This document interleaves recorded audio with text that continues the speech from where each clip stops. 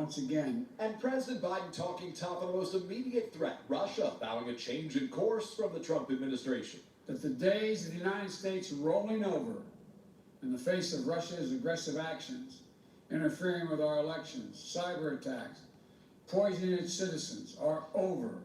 The president pledging to confront China over its economic abuses and human rights violations, while also signaling an openness to engagement. We are ready to work with Beijing when it's in America's interest to do so. President Biden detailing a series of priorities, raising the number of refugees allowed in the U.S. from just 15,000 under President Trump to 125,000 in his first full year. Halting troop withdrawals from Germany announced under Mr. Trump until a global review is completed. And committing to a summit of the world's democracies early in his presidency. And less than a month after America's capital came under siege, denouncing the military coup in Myanmar. Force should never seek to overrule the will of the people or attempt to erase the outcome of a credible election. Still, the global challenges are significant. In a recent phone call, President Biden pushed Putin to release opposition leader Alexei Navalny. Pressure the Russian president rejected. Vladimir Putin basically ignored it and sentenced Navalny to 2.5 years in prison.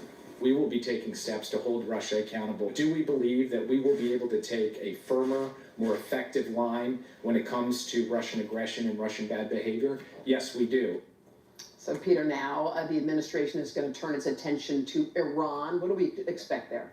Yeah, so the National Security Council, in fact, they're expected to get together for a high-level meeting today, what they call a principals meeting. Iran is on the agenda specifically to discuss the administration's approach toward Iran's nuclear deal. Among the key challenges there, how to resurrect that Iran nuclear deal that was finalized, of course, under President Obama in 2015, that President Trump later withdrew the U.S. from.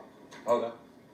All right, Peter, thank you so much. Meantime, this week is ending how it began for millions with a ton of snow. A new winter storm moving east. It brought near blizzard condition to parts of the Midwest.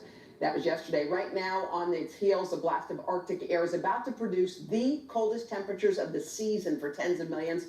We're going to get to Al's forecast for the Super Bowl weekend in just a second. But first, NBC's Kathy Parkes in Allentown, Pennsylvania. Hey, Kath. Hey, Hoda, good morning to you. That blast of winter weather that hit the Midwest has now made its way here to the Northeast, and it's just adding to the snow piles from this week's massive nor'easter, which dumped nearly 28 inches. This morning, another winter storm barreling across the country, dumping snow and blasting the Midwest with bitter cold. The latest winter weather slamming Iowa with whiteout conditions. It's a full-on blizzard right here in Story County. The fierce storm making travel treacherous, slowing traffic and triggering crashes like this massive 40-car pileup, closing down a busy interstate Thursday. State patrol cars nearly totaled in the wreckage as troopers checked for victims. They were actually out of their vehicles and were trying to assist other motorists to get to safety. In parts of Chicago, the snow kept piling up, falling up to 2 inches per hour. And as winds picked up, visibility plunged, canceling hundreds of flights throughout the city.